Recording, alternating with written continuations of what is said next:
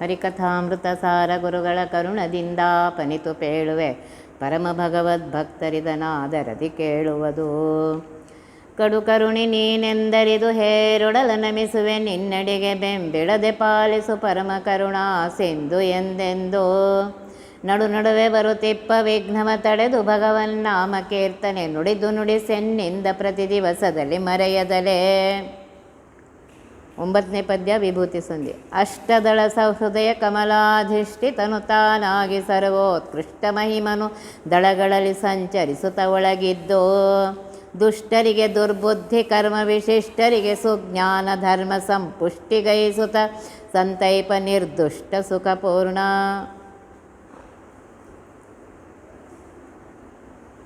ಹೃದಯ ಮಂದಿರ ಅಂತ ಕರಿತೇವೆ. ಹೃದಯಕ್ಕೆ ಮಂದಿರ ಅಂತ ಕರಿತೇವೆ. ಯಾಕೆ ಅಂದರೆ ಅಲ್ಲಿ ಪರಮಾತ್ಮ ಇರ್ತಾ ಇದ್ದಾನೆ. ಪರಮಾತ್ಮ ಇರುವ ಸ್ಥಳದು ಮಂದಿರ. ಅಲ್ಲಿ ಹೇಗಿದೆ ಅಂದರೆ ಅಷ್ಟದಳ ಕಮಲ ಇದೆ ಹೃದಯದಲ್ಲಿ. ಅದು ಕಮಲ ಈ ಬಾಳೆ ಹೂ ಹಿಂಗೆ ಬಿದ್ದು ಇದಾಗಿರುತ್ತೆ ನೋಡಿ, ಮೊದಲು ಹಾಗಿರ್ತದೆ ಅಷ್ಟದಳದಿಂದ ಕೂಡಿ. ಅದನ್ನು ನಾವು ಇದು ಮಾಡಬೇಕು, ಅರಳಿಸ್ಬೇಕು. ಆ ಅಷ್ಟದಳದಲ್ಲಿ ಪರಮಾತ್ಮ ಸಹೃದಯ ನೋಡ್ರಿ, ನಮ್ಮ ಜೊತೆಗೇ ಇದ್ದಾನೆ. ನಮಗೆ ಅತ್ಯಂತ ಆಪ್ತನಾಗಿದ್ದುಕೊಂಡು ಪರಮಾತ್ಮ ಕಮಲಾಧಿಷ್ಠಿತನು ತಾನಾಗಿ ಮಹಾಲಕ್ಷ್ಮಿಯ ಸಹಿತನಾಗಿ ತಾನಾಗಿ ಅಂತ ಸರ್ವತಂತ್ರ ಸ್ವತಂತ್ರದಿಂದ ಎಲ್ಲರ ಹೃದಯ ಮಂದಿರದಲ್ಲಿದ್ದಾನೆ. ನನ್ನೊಬ್ಬಳದು ನಿನ್ನೊಬ್ಬರದು ಅಂತಲ್ಲ, ಎಲ್ಲರ ಹೃದಯ ಮಂದಿರದಲ್ಲಿದ್ದು ಸರ್ವೋತ್ಕೃಷ್ಟನಾಗಿರುವಂತಹ ಸರ್ವೋತ್ತಮನಾಗಿರುವಂತಹ ಸರ್ವತಂತ್ರ ಸ್ವತಂತ್ರನಾಗಿರುವಂತಹ ಅನಂತ ಮಹಿಮನಾಗಿರುವಂತಹ ಪರಮಾತ್ಮ ಆ ಅಷ್ಟದಳಗಳಲ್ಲಿ ಸಂಚರಿಸುತ್ತಾ ನೋಡ್ರಿ, ಆ ದಳಗಳಲ್ಲಿ ಸಂಚರಿಸುತ್ತಾ ದುಷ್ಟರಿಗೆ ದುರ್ಬುದ್ಧಿ, ದುಷ್ಟರ ಹೃದಯದಲ್ಲೂ ಇದ್ದಾನೆ, ಅವರಿಗೆ ದುರ್ಬುದ್ಧಿಯನ್ನು ಕೊಡುತ್ತಾ, ಕರ್ಮ ವಿಶಿಷ್ಟರಿಗೆ ಯಾರು ವರ್ಣ ಆಶ್ರಮಕ್ಕನುಸಾರವಾಗಿ ದೇಶಕಾಲಕ್ಕನುಸಾರವಾಗಿ ಕರ್ಮಗಳನ್ನು ಮಾಡ್ತಾ ಇದ್ದಾರೆಯೋ ಅವರಿಗೆ ಕರ್ಮ ವಿಶಿಷ್ಟರಿಗೆ ಸುಜ್ಞಾನವನ್ನು ಕೊಡ್ತಾ ಇದ್ದಾರೆ. ಜ್ಞಾನವನ್ನು, ಒಳ್ಳೆಯ ಜ್ಞಾನವನ್ನು ಕೊಡ್ತಾ ಇದ್ದಾರೆ. ಹರಿ ಸರ್ವೋತ್ತಮ ವಾಯು ಜೀವೋತ್ತಮ ಅನ್ನುವಂತಹ ಜ್ಞಾನವನ್ನು ಕೊಟ್ಟು ಧರ್ಮ ಸಂಪುಷ್ಟಿಗೈಸುತ್ತಾ ಅವರಿಂದ ಧರ್ಮ ಕಾರ್ಯಗಳನ್ನು ಮಾಡಿಸುತ್ತಾ ಸಂತೈಪ ಅವರನ್ನು ರಕ್ಷಣೆ ಮಾಡ್ತಾನೆ.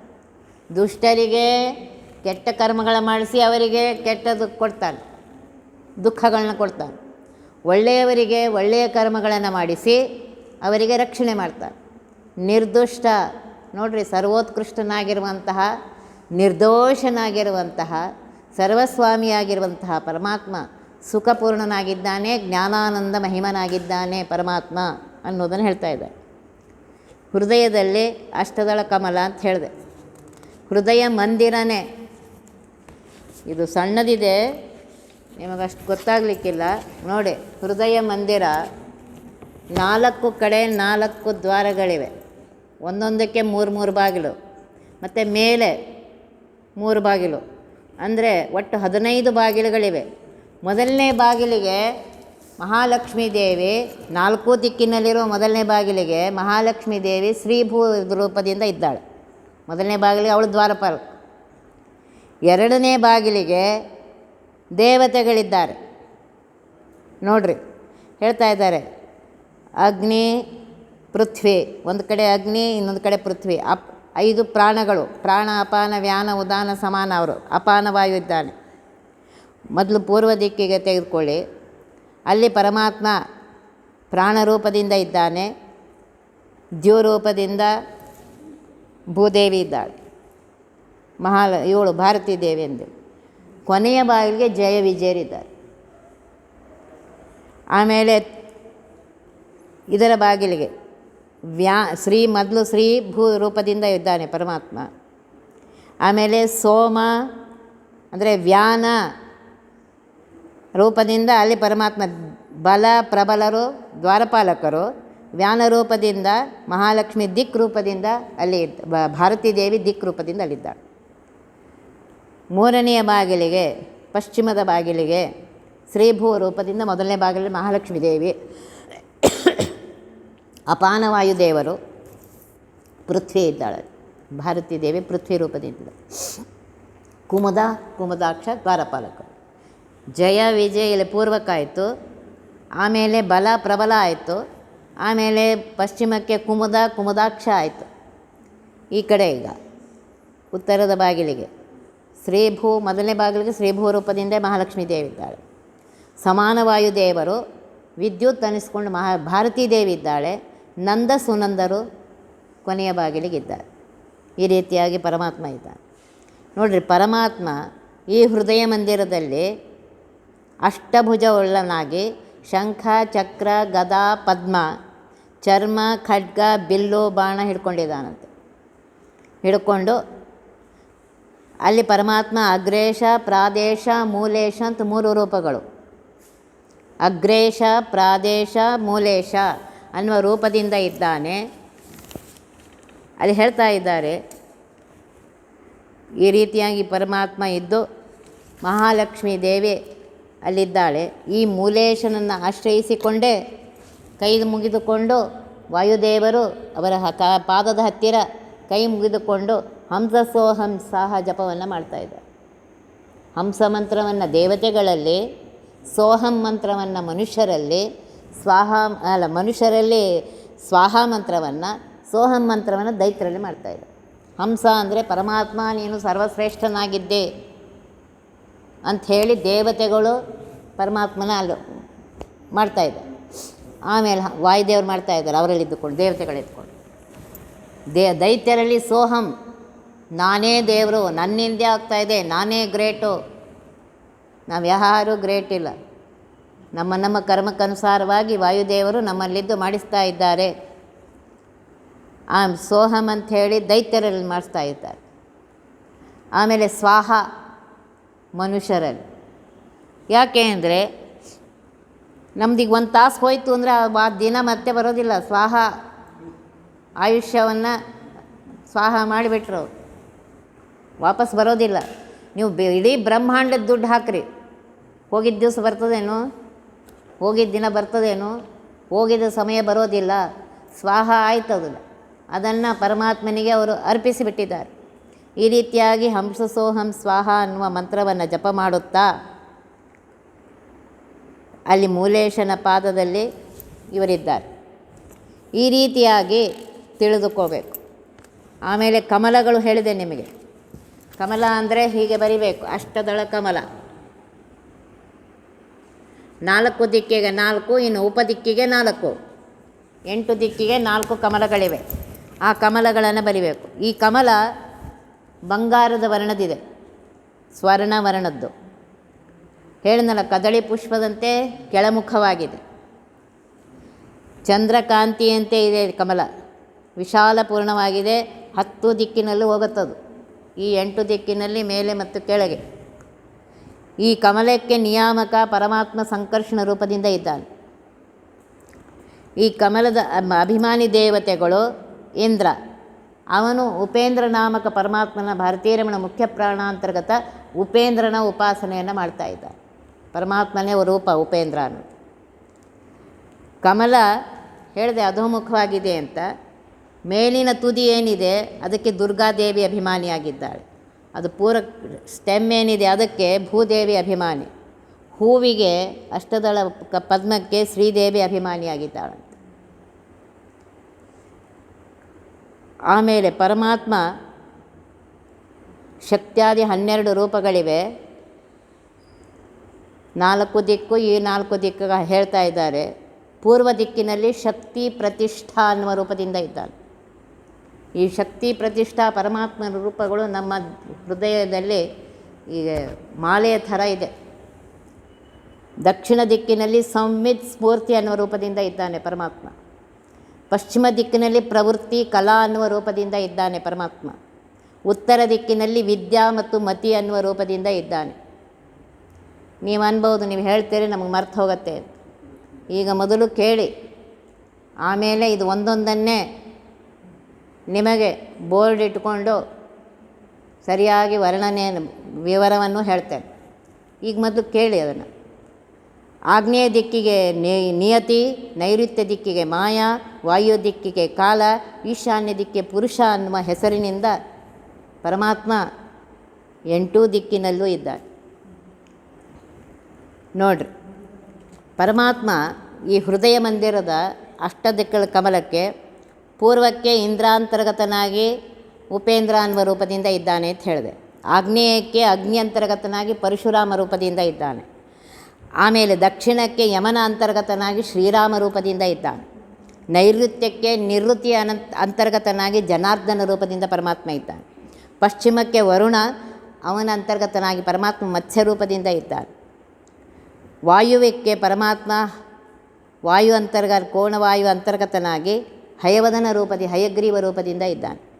ಉತ್ತರಕ್ಕೆ ಕುಬೇರ, ಅಲ್ಲಿ ಕಪಿಲ ರೂಪದಿಂದ ಪರಮಾತ್ಮ ಇದ್ದಾನೆ.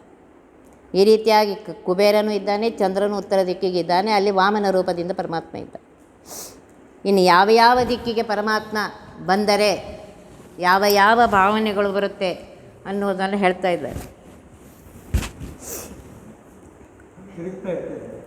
ಹಾಂ, ಆ ತಿರುಗಿದಂಗೆ ನಮ್ಮ ಬುದ್ಧಿಗಳು ಬರ್ತಾ ಇರುತ್ತೆ. ಪೂರ್ವ ದಿಕ್ಕಿಗೆ ಬಂದರೆ ಪುಣ್ಯಕರವಾದಂತಹ ಬುದ್ಧಿ, ಒಳ್ಳೆ ಕೆಲಸ ಮಾಡಬೇಕಂತ ಬುದ್ಧಿ ಬರುತ್ತಂತೆ. ಇದರಿಂದ ಐಶ್ವರ್ಯ ಬರುತ್ತೆ. ಒಳ್ಳೆ ಕೆಲಸ ಮಾಡಿದರೆ ಪರಮಾತ್ಮ ಐಶ್ವರ್ಯವನ್ನು ಕೊಡ್ತಾನೆ. ಆಗ್ನೇಯ ದಿಕ್ಕಿಗೆ ಬಂದರೆ ನಿದ್ರೆ, ಆಲಸ್ಯ, ಇದು ಅಗ್ನಿ ತೇಜಸ್ ಸ್ವರೂಪ. ಯಮನ ದಿಕ್ಕಿಗೆ ದಕ್ಷಿಣ ದಿಕ್ಕಿಗೆ ಬಂದರೆ ಕ್ರೋಧ, ಯಮ ಇದ್ದಾನೆ ಅಲ್ಲಿ. ಆಮೇಲೆ ನೈಋತ್ಯಕ್ಕೆ ದಿಕ್ಕಿಗೆ ಬಂದರೆ ಪಾಪಕೃತ್ಯಗಳನ್ನು ಮಾಡಿಸ್ತಾನೆ.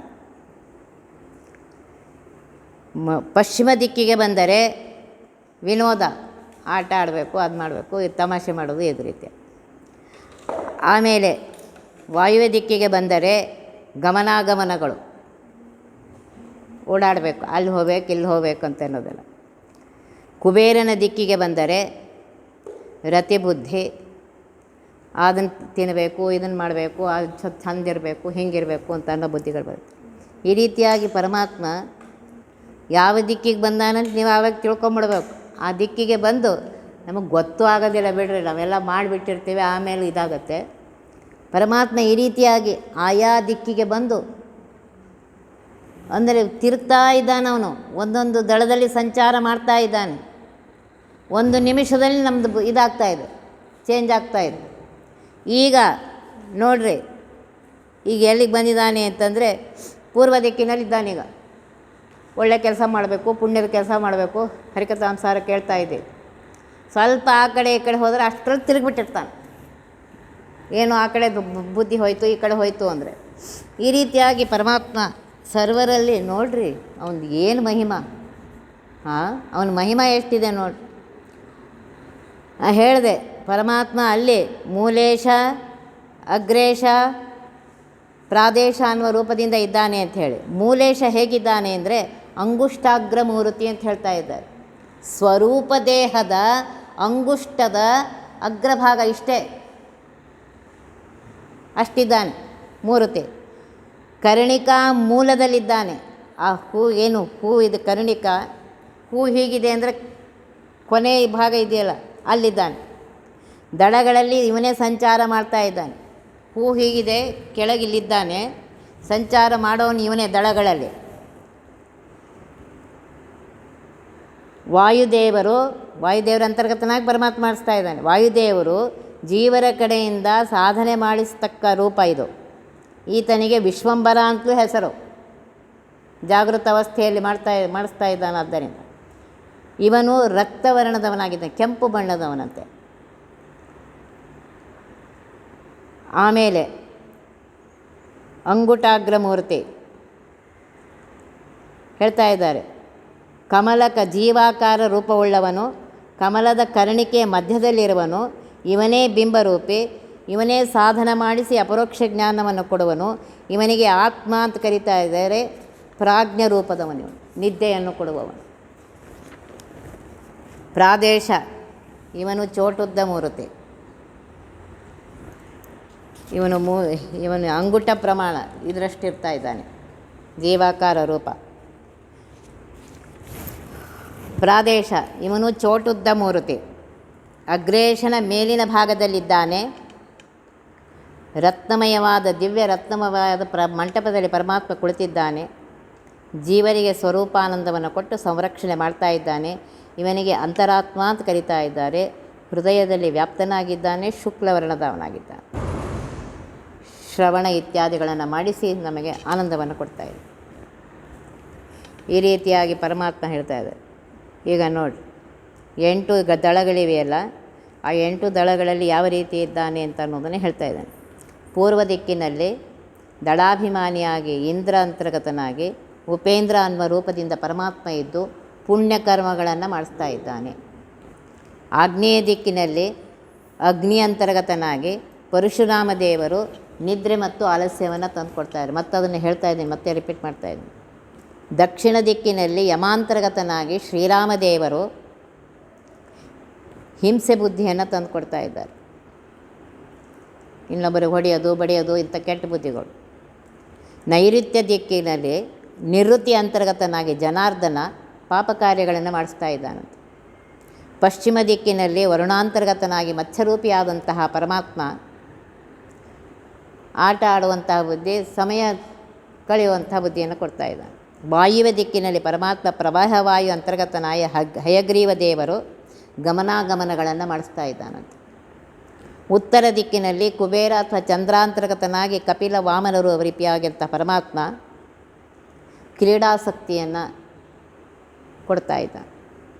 ಈಶಾನ್ಯ ದಿಕ್ಕಿಗೆ ಪರಮಾತ್ಮ ಬಂದಾಗ ರುದ್ರದೇವರಲ್ಲಿ ಅಂತರ್ಗತನಾಗಿ ನರಸಿಂಹದೇವರು ದಾನದ ಬುದ್ಧಿಯನ್ನು ಕೊಡ್ತಾನೆ. ದಾನ ಮಾಡಬೇಕು, ಇದು ಮಾಡಬೇಕು ಅನ್ನೋ ಬುದ್ಧಿ ಕೊಡ್ತಾನೆ. ಕೇಸರದಲ್ಲಿ ಪರಮಾತ್ಮ ಬಂದಾಗ ಹೂವಿಗೆ ಮೇಲೆ ಹಳದಿ ಬಣ್ಣದ ಕೇಸರ ಅಂತಾರದು. ಆ ಕೇಸರದಲ್ಲಿ ಪರಮಾತ್ಮ ಬಂದಾಗ ವಿಶ್ವನಾಮಕ ಪರಮಾತ್ಮ ಜಾಗೃತ ಅವಸ್ಥೆಯನ್ನು ಕೊಡ್ತಾ ಇದ್ದಾನೆ. ಕೇಸರಕ್ಕೆ ಬಂದಾಗ ಜಾಗೃತ ಅವಸ್ಥೆ. ಕರ್ಣಿಕೆಗೆ ಬಂದಾಗ ತೈಜಸ ನಾಮಕ ಪರಮಾತ್ಮ ಕರ್ಣಿಕೆ ಅಂದರೆ ಅದೇನು ಸ್ಟೆಮ್ ಇದೆಯಲ್ಲ ಹೂವಿಗೆ, ಹಿಂಗೆ ಸ್ಟೆಮ್ ಇರ್ತದೆ ಕಡ್ಡಿ ಥರ. ಅಲ್ಲಿ ಬಂದಾಗ ತೈಜಸ ನಾಮಕ ಪರಮಾತ್ಮ ಸ್ವಪ್ನಾವಸ್ಥೆಯನ್ನು ತಂದು ಕೊಡ್ತಾ ಇದ್ದಾನೆ. ಮೂಲಕ್ಕೆ ಬಂದಾಗ ಪರಮಾತ್ಮ ಪ್ರಾಜ್ಞಾಮಕ ಪರಮಾತ್ಮ ಸುಷುಪ್ತಿಯನ್ನು ತಂದು ಕೊಡ್ತಾ ಇದ್ದಾನೆ.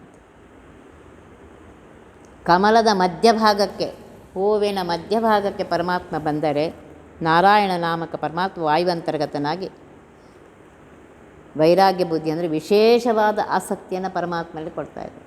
ವೈರಾಗ್ಯ ಅಂದರೆ ನಾವೇನು ತಿಳ್ಕೊಂಡಿದ್ರೆ ಊಟ ತಿಂಡಿ ಬಿಟ್ಟು ಕೊಡಬೇಕು ಅಂತ, ಅದಲ್ಲ. ವೈರಾಗ್ಯ ಅಂದರೆ ವಿಶೇಷವಾದ ಆಸಕ್ತಿ ಪರಮಾತ್ಮನಲ್ಲಿ, ಆ ಬುದ್ಧಿಯನ್ನು ಕೊಡ್ತಾ ಇದ್ದಾರೆ.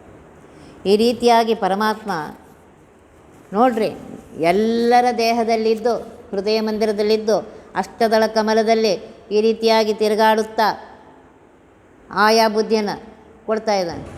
ಒಂದು ನಿಮಿಷದಲ್ಲಿ ಅದರ ಅಷ್ಟು ಬೇಗ ತಿರುಗ್ತಾ ಇದ್ದಾನೆ ಅಂತ ಅದರ ಅರ್ಥ. ತಿರುಗಿ ಆಯಾ ರೀತಿ ಬುದ್ಧಿಯನ್ನು ಕೊಡ್ತಾ ಇದ್ದಾನೆ ಪರಮಾತ್ಮ. ತಾನು ಶಕ್ತ್ಯಾದಿ ರೂಪದಿಂದಲೂ ಇದ್ದಾನೆ, ಈ ರೂಪದಿಂದಲೂ ಇದ್ದಾನೆ. ನರಸಿಂಹ ಇತ್ಯಾದಿ ರೂಪಗಳು ಹೇಳಿದೆ, ಪರಶುರಾಮ ಶ್ರೀರಾಮ ಆ ರೂಪದಿಂದಲೂ ಇದ್ದು ಆಯಾ ಜೀವಿಗಳ ಕರ್ಮಕ್ಕನುಸಾರವಾಗಿ, ಅವರು ಮಾಡಿದ ಅನಾದಿ ಯೋಗ್ಯತೆಗನುಸಾರವಾಗಿ, ಅವರ ಪ್ರಯತ್ನಕ್ಕನುಸಾರವಾಗಿ ಗರ ಗರ ಗರ ಗರ ತಿರುಗ್ತಾ ಇದ್ದಾನೆ ನೋಡಿರಿ. ಎಲ್ಲರೂ ಹೃದಯ ಮಂದಿರ ತಿರುಗಿ ಆಯಾ ಬುದ್ಧಿಗಳನ್ನು ಕೊಡುತ್ತಾ ಅವರಿಂದ ಆ ಕರ್ಮಗಳನ್ನು ಮಾಡಿಸುತ್ತಾ, ಅದಕ್ಕೆ ದೇವರಿಗೆ ಬೇಡಬೇಕು, ಒಳ್ಳೆಯ ಬುದ್ಧಿ ಕೊಡಪ್ಪ, ಒಳ್ಳೆಯ ಕರ್ಮ ನನ್ನಿಂದ ಮಾಡಿಸು ಮಾರಾಯ, ನಾನೊಬ್ಬ ಸಾಮಾನ್ಯ ಮನುಷ್ಯ, ಅನಂತ ಜನ್ಮಗಳು ಅನಂತ ಕರ್ಮಗಳನ್ನ ಮಾಡಿ ಬಂದಿದ್ದೇನೆ. ಈಗ ಇಲ್ಲಿಂದ ಉದ್ಧಾರ ಆಗಬೇಕಾಗಿದ್ದರೆ ನೀನು ನನ್ನಿಂದ ಒಳ್ಳೆಯ ಕರ್ಮಗಳನ್ನ ಮಾಡಿಸು. ಆ ದೇವರಿಗೆ ಪ್ರಾರ್ಥನೆ ಮಾಡ್ಕೊಳ್ಳಿಕ್ಕೆ ಏನಾಗುತ್ತೆ? ಪ್ರಾರ್ಥನೆ ಮಾಡಿ ಪರಮಾತ್ಮ ಮಾಡಿಸ್ತಾನೆ, ಮಾಡಿಸಿ ನಮಗೆ ಅನುಗ್ರಹ ಮಾಡೇ ಮಾಡ್ತಾನೆ. ಇದನ್ನು ಮತ್ತೊಂದು ಸಲ ಹೇಳ್ತಾ ಇದ್ದೇನೆ. ಹೃದಯದಲ್ಲಿ ಪರಮಾತ್ಮ ಅಗ್ರೇಶ, ಮೂಲೇಶ, ಪ್ರಾದೇಶ ಅನ್ನುವ ರೂಪದಿಂದ ಇದ್ದಾನೆ. ಅಗ್ರೇಶ ಏನು ಮಾಡ್ತಾನೆ ಅಂತಂದರೆ ನೋಡ್ರಿ, ಇಷ್ಟೇ ಇದ್ದು ಅಗ್ರಭಾಗದಲ್ಲಿದ್ದು ನಮಗೆ ದಳಗಳಲ್ಲಿ ತಿರುಗಿ ನಮಗೆ ಆಯಾ ಬುದ್ಧಿಗಳನ್ನು ತಂದು ಕೊಡ್ತಾಯಿದೆ.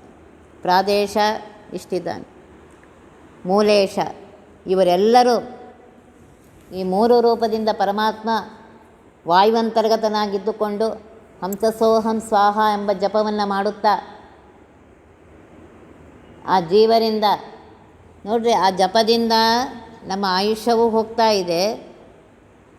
ಅದರಲ್ಲಿ ಎಷ್ಟು ಸಾಧನೆ ಆಗತ್ತೆ ನಮ್ಗೆ ಗೊತ್ತಿಲ್ಲ, ಮಾಡಿಸ್ತಾ ಇದ್ದಾನೆ ಪರಮಾತ್ಮ.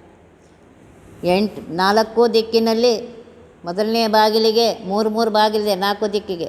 ಮೊದಲನೇ ಬಾಗಿಲಲ್ಲಿ ಶ್ರೀಭೂರೂಪದಿಂದ ಮಹಾಲಕ್ಷ್ಮೀ ದೇವಿಯೇ ಇದ್ದಾಳೆ ಹೃದಯ ಮಂದಿರದ ಬಾಗಿಲಕ್ಕೆ.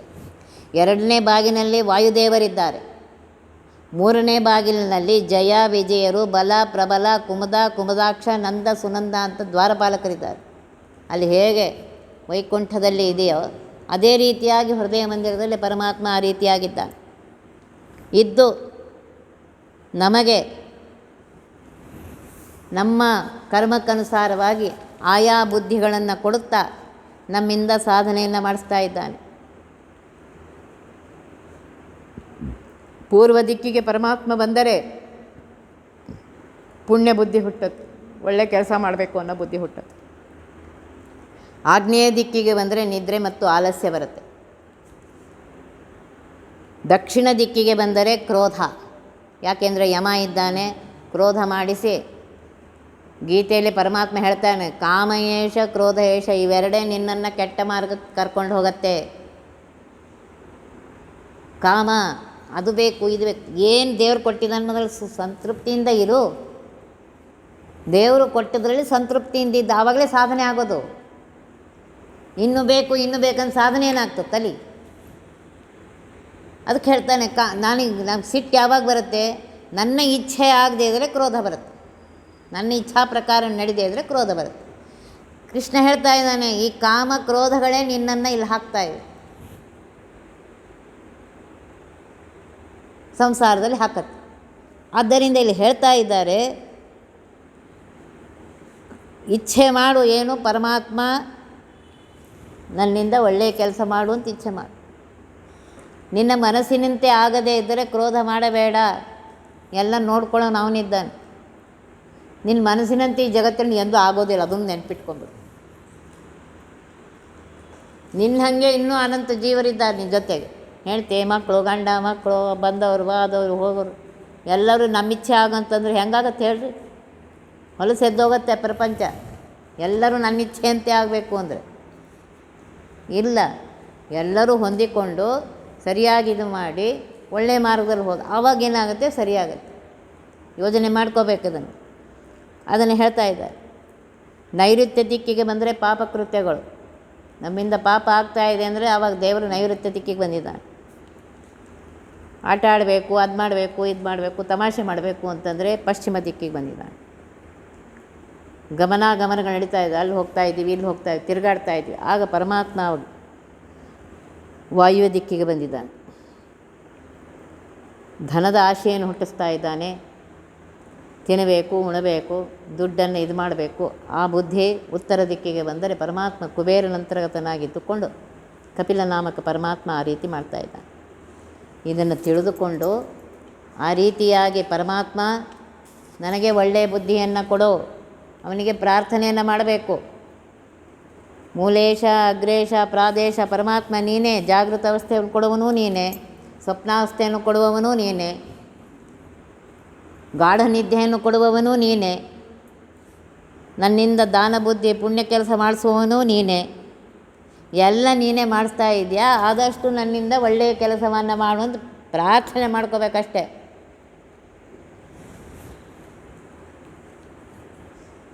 ವಿತ್ತ ದೇಹಾಗಾರದಾರ ಪತ್ಯ ಮಿತ್ರಾದಿಗಳೊಳಗೆ ಗುಣ ಚಿತ್ತ ಬುದ್ಧ್ಯಾದಿಂದ್ರಿಯಗಳೊಳು ಜ್ಞಾನ ಕರ್ಮದೊಳು ತತ್ತದಾಭಯನಾಗಿ ಕರೆಸುತ್ತ ಸತ್ಯ ಸಂಕಲ್ಪಾನುಸಾರದಲ್ಲಿ ನಿತ್ಯದಲ್ಲಿ ತಾ ಮಾಡಿಪನ್ನೆಂದು ಸ್ಮರಿಸುತ್ತಿರು.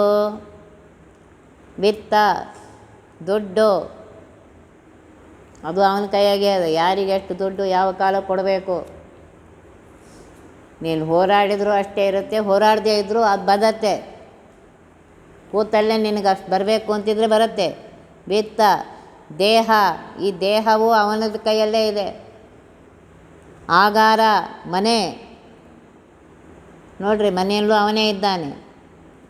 ದಾರ ಹೆಂಡತಿಯಲ್ಲಿ ಅವನೇ ಇದ್ದಾನೆ. ಅಪತ್ಯ ಮಕ್ಕಳಲ್ಲೂ ಅವನೇ ಇದ್ದಾನೆ. ಮಿತ್ರಾದಿಗಳಲ್ಲಿ ಅವರಲ್ಲೂ ಅವನೇ ಇದ್ದಾನೆ. ಗುಣಗಳಲ್ಲಿ ತ್ರಿಗುಣಗಳಲ್ಲಿ ಸತ್ವ ರಜ ತಮೋ ಗುಣಗಳಲ್ಲೂ ಅವನೇ ಇದ್ದಾನೆ. ಚಿತ್ತ, ಮನೋವೃತ್ತಿಯಲ್ಲಿ ಏನು ಒಳ್ಳೆ ಕೆಲಸ ಕೆಟ್ಟ ಕೆಲಸ ಏನು ಮಾಡಬೇಕು ಅದರಲ್ಲೂ ಅವನೇ ಇದ್ದಾನೆ. ಬುದ್ಧಿಯಲ್ಲಿ ಅವನೇ ಇದ್ದಾನೆ. ಪಂಚ ಜ್ಞಾನೇಂದ್ರಿಯ, ಪಂಚಕರ್ಮೇಂದ್ರಿಯ, ಮನಸ್ಸು, ಇಂದ್ರಿಯಗಳಲ್ಲೂ ಅವನೇ ಇದ್ದಾನೆ. ಜ್ಞಾನ ಕರ್ಮ ಮಾಡಬೇಕು ಅಂತಿದ್ದರೆ ಅದು ಅವನೇ ಮಾಡಿಸ್ತಾ ಇದ್ದಾನೆ. ಆಯಾ ಕರ್ಮದಲ್ಲಿ ತತ್ತದಾಹ್ವಯನಾಗಿ, ಆಯಾ ಕರ್ಮದಲ್ಲಿ ಆಯಾ ಹೆಸರಿನಿಂದ ಅಲ್ಲಿದ್ದು, ಆಹ್ವಯ ಅಂದರೆ ಹೆಸರಿನಿಂದ ಅಲ್ಲಿದ್ದು, ಆಯಾ ಜೀವಿಗಳಿಂದ ಅವರ ಅನಾದಿ ಯೋಗ್ಯತಾ, ಅವರ ಅನಾದಿ ಕರ್ಮ, ಅವರ ಪ್ರಯತ್ನಕ್ಕನುಸಾರವಾಗಿ ಪರಮಾತ್ಮ ಅವರಿಂದ ಆ ಕರ್ಮಗಳನ್ನು ಮಾಡಿಸುತ್ತಾ ಸತ್ಯ ಸಂಕಲ್ಪಾನುಸಾರದೆ ಅವನ ಸಂಕಲ್ಪ ಇದೆ. ಯಾವ ಜೀವಕ್ಕೆ ಯಾವ ಕಾಲಕ್ಕೆ ಎಲ್ಲಿ ಕರ್ಕೊಂಡು ಹೋಗಬೇಕು, ಏನು ತಿನ್ನಿಸ್ಬೇಕು, ಏನು ಮಾಡಬೇಕು ಎಲ್ಲ ಲೆಕ್ಕ ಇದೆ. ನಾವು 6 ಗಂಟೆಗೆ ಇದು ಹರಿಕಥಾಂಸಾರ ಹೇಳಬೇಕು ಅಂತಿದ್ದೀವಿ. ಅವನಿಗೇನಿದೆ 6:15ಕ್ಕೆ ಇವತ್ತು ಹೇಳಿಸ್ಬೇಕು ಅಂತ ಇರ್ತದೆ. ಅವನು ಆ ಟೈಮಿಗೆ ಹೇಳಿಸೋನು. ನಾನು ಪ್ರಯತ್ನ ಮಾಡಿರ್ತೇನೆ ಎಲ್ಲ. ನಮಗೇನು 6:15ಕ್ಕೆ ಹೇಳಬೇಕು ಅಂತ ಇರೋದಿಲ್ಲ, 6:10ಕ್ಕೆ ಹೇಳಬೇಕು ಅಂತ ಇರೋದಿಲ್ಲ. ನಾನು ಪ್ರಯತ್ನ ಮಾಡಿದ್ದೇನೆ, ಆದರೆ ಅವನ ಲೆಕ್ಕನೇ ಲೆಕ್ಕ. ಈ ರೀತಿಯಾಗಿ ನಿತ್ಯದಲ್ಲಿ ಸತ್ಯ ಸಂಕಲ್ಪಾನುಸಾರ ತನ್ನ ಇದಕ್ಕನುಸಾರವಾಗಿಯೇ ಪರಮಾತ್ಮ ನಿತ್ಯದಲ್ಲಿ ಎಲ್ಲರಿಂದ ಮಾಡಿಸ್ತಾ ಇದ್ದಾನೆ. ಮಾಡಿಪನೆಂದು ಬಿಂಬನಾಗಿ ಆ ಜೀವರಿಂದ ತಾನು ಬಿಂಬನಾಗಿ ಮಾಡಿ ಆ ಜೀವರಿಂದ ಮಾಡಿಸ್ತಾ ಇದ್ದಾನೆ. ನೋಡ್ರಿ, ಬಿಂಬನಾಗಿ ಕೂತು ಅಲ್ಲಿ ಹೇಳ್ತಾ ಇದ್ದಾನೆ, ಅದನ್ನೇ ಈ ಪ್ರತಿಬಿಂಬ ಹೇಳ್ತಾ ಇದೆ. ನಾನೇನೋ ಏನೇನೋ ಹೇಳಬೇಕು ಅಂತ ಬಂದಿರಬೇಕು, ಇಲ್ಲಿ ಏನು ಹೇಳಿಸ್ಬೇಕು ಅದನ್ನೇ ಅವನ ಸಂಕಲ್ಪ, ಅದನ್ನೇ ಹೇಳಿಸ್ತಾ ಇದ್ದಾನೆ. ನಿಮ್ಮ ಕಿವಿಯಲ್ಲಿ ಕೂತುಕೊಂಡು ದಿಗ್ದೇವತೆಗಳ ಅಂತರ್ಗತನಾಗಿ ಕೇಳಿಸ್ತಾ ಇದ್ದಾನೆ. ಒಂದು 2 ನಿಮಿಷ ಹಚ್ಚಿಕೊಂಡು ಹೋಗ್ಬೋದು ಮನಸ್ಸು. ಇಲ್ಲಿ ನಾನು ಹೇಳ್ತಾ ಇದ್ದೀನಿ, ಕಿವಿ ಮೇಲೆ ಶಬ್ದ ಬಿದ್ದೆ. ಯಾರು ಹಿಂಗೆ ಕಿವಿ ಮುಚ್ಕೊಂಡು ಕೂತಿಲ್ಲ, ಕಣ್ಣು ಮುಚ್ಕೊಂಡು ಕೂತಿಲ್ಲ, ಇಲ್ಲೇ ನೋಡ್ತಾ ಇದ್ದೀರಿ, ಇಲ್ಲೇ ಕೇಳಿಸ್ತಾ ಇದೆ. ಆದರೆ ಇನ್ನೆಲ್ಲೋ ಮನಸ್ಸು ಹೋಯಿತು ಅಂದರೆ ಕಿವಿ ಮೇಲೆ ಬಿದ್ದಿರೋದೇನು ಕೇಳಿಸೋದಿಲ್ಲ. ಎಲ್ಲ ಪರಮಾತ್ಮ ನಮ್ಮ ಕರ್ಮಕ್ಕೆ ನೋಡಿ ಅನುಸಾರವಾಗಿ ಹಾಗಾಗೇ ಮಾಡಿಸ್ತಾ ಇರ್ತಾರೆ. ಹಾಗೆ ಮಾಡಿಸ್ತಾ ಇದ್ದಾನೆ ಎಂದು ಸ್ಮರಣೆ ಮಾಡ್ತಾ ಇರೋ. ಪರಮಾತ್ಮನ ಸ್ಮರಣೆ ಈ ರೀತಿಯಾಗೇ ಮಾಡ್ತಾ ಇರೋದು. ಎನ್ನಿಂದ ಈ ಪರಿ ಉಂಟೇನೋ ನಿನ್ನದೇಪ್ಪ ಎಲ್ಲ, ನನ್ನಿಂದ ಒಳ್ಳೆ ಕೆಲಸ ಮಾಡೋ ಮಾರಾಯ ಅಂತ ಪ್ರಾರ್ಥನೆ ಮಾಡ್ಕೋಬೇಕಷ್ಟೆ. ಒಳ್ಳೆ ಕೆಲಸ ಮಾಡು, ನನ್ನ ಮನಸ್ಸು ಯಾವಾಗಲೂ ನಿನ್ನಲ್ಲೇ ಇರಲಿ, ನಿನ್ನ ಸ್ಮರಣೆಯನ್ನೇ ಮಾಡುತ್ತಿರಲಿ. ಬೇಡ್ಕೊಳ್ರಿ, ಪರಮಾತ್ಮ ಮಾಡಿಸ್ತಾನೆ. ಅದರಿಂದ ಹೇಳ್ತಾ ಇದ್ದಾರೆ, ಪರಮಾತ್ಮನಿಗೆ ವಿತ್ತ ಅಂತ ಕರೀತಾರೆ. ಅನುವಿತ್ತ ಅಂತಲೂ ಇದು ಶಬ್ದ ಇದೆ, ಶ್ರುತಿಯಲ್ಲಿ ಬರ್ತಾ ಇದೆ, ಅನುವಿತ್ತ ಅಂತ ಹೇಳಿ. ಅಂದರೆ ಸರಿಯಾಗಿ ತಿಳಿಯಲ್ಪಡುವವನು. ಯಾವ ಉಪಾಸಕನಿಂದ ಸರ್ವಜ್ಞನಾಗಿರುವಂತಹ, ಸರ್ವಕರ್ತೃ ಆಗಿರುವಂತಹ ವಾಯು ಮುಖಾಂತರ ಭಾರತೀಯ ರಮಣ ಮುಖ್ಯ ಪ್ರಾಣಾಂತರ್ಗತನಾಗಿ ಹೃದಯ ಮಂದಿರದಲ್ಲಿದ್ದು ನಮ್ಮ ಯೋಗ್ಯತೆಗೆ ಅನುಸಾರವಾಗಿ ನಮಗೆ ತನ್ನ ಬಗ್ಗೆ ತಿಳಿಸ್ಕೊಡ್ತಾನೆ ಅಂಥೇಳಿ ಅಂತಹ ಪರಮಾತ್ಮನಿಗೆ ಅನುವಿತ್ತ ಅಂತ ಕರಿತಾ ಇದ್ದಾರೆ. ನೋಡ್ರಿ, ಪ್ರಳಯ ಕಾಲದಲ್ಲಿ ಈ ಜಗತ್ತನ್ನೆಲ್ಲ ನುಂಗಿಬಿಡ್ತಾನೆ, ಅದಕ್ಕೂ ಅವನಿಗೆ ಅನುವಿತ್ತ ಅಂತ ಕರಿತಾ ಇದ್ದಾರೆ. ದುರಿತ ರಾಶಿಗಳನ್ನು ನಿವಾರಣೆ ಮಾಡ್ತಾನಾದ್ದರಿಂದ ಪರಮಾತ್ಮನಿಗೆ ದಾರ ಅಂತ ಹೆಸರು. ಅಪತ್ಯ, ಮಗ ಅಂತ ಹೆಸರು. ಸರ್ವತ್ರ ವ್ಯಾಪ್ತನಾಗಿದ್ದಾನೆ, ಆದ್ದರಿಂದ ಆವರಣ ರಹಿತನಾಗಿದ್ದಾನೆ, ಆದ್ದರಿಂದ ಮಿತ್ರ ಅಂತ ಅವನಿಗೆ ಹೆಸರು. ಸುಖ ಕೊಡುವವನು ಅವನೇ, ನಮ್ಮನ್ನು ರಕ್ಷಣೆ ಮಾಡುವವನು ಅವನೇ. ಭಾರ್ಯ ಅಂತ ಅವನಿಗೆ ಹೆಸರು. ಅಂದರೆ ಸರ್ವನಾಮ, ಸರ್ವಶಬ್ದ, ಸರ್ವವು ಪರಮಾತ್ಮನ ಬಗ್ಗೆ ಹೇಳ್ತಾ ಇದೆ. ಪೋಷಕನಾದ್ದರಿಂದ ಪರಮಾತ್ಮನಿಗೆ ಆ ಭಾರ್ಯ ಅಂತ ಹೆಸರು. ಅನುಜ ಅಂತ ಹೆಸರು. ಜೀವರನ್ನು ಅನುಸರಿಸಿ ಪ್ರಕಟನಾಗ್ತಾನಾದ್ದರಿಂದ ಸತಿ ಅಂತ ಹೆಸರು. ಯಾಕೆ ಅಂದರೆ ಎಲ್ಲವನ್ನ ಮಾಡ್ತಾನಾದ್ದರಿಂದ. ಪುತ್ರ ಅಂತ ಹೆಸರು. ಪುತ್ ಅನ್ನುವ ನರಕದಿಂದ ನಮ್ಮನ್ನು ಪಾರು ಮಾಡ್ತಾನಾದ್ದರಿಂದ ಅವನು ಪುತ್ರನಲ್ಲಿ ಪುತ್ರ ಅಂತ ಹೆಸರಿನಿಂದ ಇದ್ದಾನೆ. ನಂದನ ಅಂತ ಕರೀತಾರೆ. ಸುಖಪ್ರದನಾಗಿದ್ದಾನೆ, ಮಕ್ಕಳಿಂದ ಸುಖ ಇದೆ, ಆ ಸುಖ ಅಲ್ಲಿ ದೇವರಿದ್ದು ಕೊಡ್ತಾ ಇದ್ದಾನೆ. ತನಯ, ಮಗನಿಗೆ ತನಯ ಅಂತ ಕರಿತೀವಿ. ಯಾಕೆ ಅಂದರೆ ವಿಸ್ತಾರವಾಗಿ ಎಲ್ಲ ಕಡೆಗೆ ಇದ್ದಾನಾದ್ದರಿಂದ. ಅರ್ಭಕ ಅಂತಲೂ ಕರಿತೀವಿ, ತೇಜೋರೂಪನಾದ್ದರಿಂದ, ಆನಂದಮಯನಾದ್ದರಿಂದ. ಪಿತಾ ಅಂತ ಅವನಿಗೆ ಕರಿತಾ ಇದ್ದೇವೆ, ತಂದೆಯಲ್ಲಿದ್ದುಕೊಂಡು ಪಿತನಾಗಿದ್ದಾನೆ, ಪಾಲಕನಾದ್ದರಿಂದ. ಪಿತಾಮಹನಾಗಿದ್ದಾನೆ ಅವನೇ, ಮಹಾಮಹಿಮನಾದ್ದರಿಂದ, ಸರ್ವತ್ರದಲ್ಲಿ ಓತಪ್ರೋತವಾಗಿ ವ್ಯಾಪ್ತನಾದ್ದರಿಂದ. ಅವನಿಗೆ ದೇಹ ಅಂತಲೇ ಹೆಸರು. ಯಾಕೆಂದರೆ ಈ ದೇಹದಲ್ಲಿದ್ದುಕೊಂಡು ಪ್ರೇರಕನಾದ್ದರಿಂದ. ಸರ್ವಶಬ್ದವಾಚ್ಯ ಪರಮಾತ್ಮನೇ. ಏನು ಹೇಳ್ತಾ ಇದೆ ಎಲ್ಲ ಶಬ್ದಗಳು ಪರಮಾತ್ಮನ ಬಗ್ಗೆ ಹೇಳ್ತಾ ಇದೆ. ಒಂದು ಕಡೆ ಶ್ರೀಮದಾಚಾರ್ಯ ಹೇಳ್ತಾರೆ, ಈಗ ಬೆಕ್ಕು ಮ್ಯಾವ್ ಅಂತ ಇದೆ, ಅದು ಪರಮಾತ್ಮನ ಮಹಿಮೆಯನ್ನೇ ಹೇಳ್ತಾ ಇದೆ. ಅದು ನಮಗಾಗಿ ಗೊತ್ತಾಗೋದಿಲ್ಲ, ವೈದ್ಯರು ಗೊತ್ತಾಗತ್ತೆ. ಏನೇನು ಶಬ್ದಗಳು ಬರ್ತಾ ಇವೆ ಪ್ರಾಣಿಗಳಿಂದ, ಇದರಿಂದ ಆ ಎಲ್ಲ ಶಬ್ದಗಳು ಪರಮಾತ್ಮನ ಮಹಿಮೆಯನ್ನೇ ಹೇಳ್ತಾ ಇವೆ ಅನ್ನುವುದನ್ನು ಇಲ್ಲಿ ಹೇಳಿದ್ದಾರೆ. ಭಾವದ್ರವ್ಯ ಕ್ರಿಯೆಗಳೆನಿಸುವ ಈ ವಿವಿಧಾದ್ವೈತ ತ್ರಯಂಗಳ ಭಾವಿಸುತ್ತ ಸದ್ಭಕ್ತಿಯಲ್ಲಿ ಸರ್ವತ್ರ ಮರೆಯದಲೇ ತಾಮಕನು ತಾನೆಂದು ಪ್ರತಿದಿನ ಸೇವಿಸುವ ಭಕ್ತರಿಗೆ ತನ್ನನು ಈವಕಾವ ಕೃಪಾಳು ಕರಿವರೆಗೊಲದ ತೆರೆದಂತೆ. ಭಾವ ಕ್ರಿಯಾ ದ್ರವ್ಯಾದ್ವೈತ ಅಂತಿದೆ, ಅದನ್ನು ನಾಳಿನ ದಿವಸ ತಿಳ್ಕೊಳ್ಳೋಣ. ನೋಡಿರಿ, ಪರಮಾತ್ಮ ಎಲ್ಲದರಲ್ಲಿಯೂ ಇದ್ದು ಎಲ್ಲವನ್ನು ಹೇಗೆ ಮಾಡ್ತಾ ಇದ್ದಾನೆ ಅನ್ನೋದನ್ನು ಮತ್ತೆ ಇಲ್ಲಿ ವಿವರಣೆ ಮಾಡ್ತಾಯಿದ್ದಾರೆ. ಈಗ ಇಲ್ಲಿ ಹೇಳಿದ್ರು, ಹೆಂಡತಿ ಮಕ್ಕಳು ಮನೆ ಮಠ ಎಲ್ಲದರಲ್ಲೂ ಅವನಿದ್ದಾನೆ. ಅಣುರೇಣು ತೃಣಕಾಷ್ಟ ಎಲ್ಲದರಲ್ಲೂ ತುಂಬಿಕೊಂಡಿದ್ದಾನೆ ಪರಮಾತ್ಮ. ಇದ್ದು ಅವರವರ ಕರ್ಮ, ಅವರವರ ಯೋಗ್ಯತೆ, ಅವರ ಪ್ರಯತ್ನಗನುಸಾರವಾಗಿ ಆಯಾ ಜೀವಿಗಳಿಂದ ಆಯಾ ಕರ್ಮಗಳನ್ನು ಅವರಿಂದ ಮಾಡಿಸುತ್ತಾ ಅವರ ಹೃದಯ ಮಂದಿರದಲ್ಲಿ ಇದೆಲ್ಲ ಮಾಡ್ತಾ ಇದ್ದಾನೆ ಅಂತ ಹೇಳ್ತಾ ಇದ್ದಾರೆ. ನಾಳೆ ಉಳಿದ ಭಾಗವನ್ನು ತಿಳ್ಕೊ. ಒತ್ತಿ ವಿಘ್ನಗಳ ಕಳೆದಪ ಮೃತ್ಯುವಿಗೆ ಮರೆ ಮಾಡಿ ಕಾಲನ ದೂತರಿಗೆ ಭೇಕರವ ಪುಟ್ಟಿಸಿ ಸಕಲ ಸಿದ್ಧಿಗಳ ಒತ್ತಿಗೊಳ್ಳಿಸಿವನರು ಹೇ ಕ್ಷಣ ನೃತ್ಯ ಮಾಡುವರವರ ಮನೆಯೊಳು ನಿತ್ಯಮಂಗಳ ಹರಿಕಥಾಮೃತ ಸಾರ ಪಠಿಸುವರ.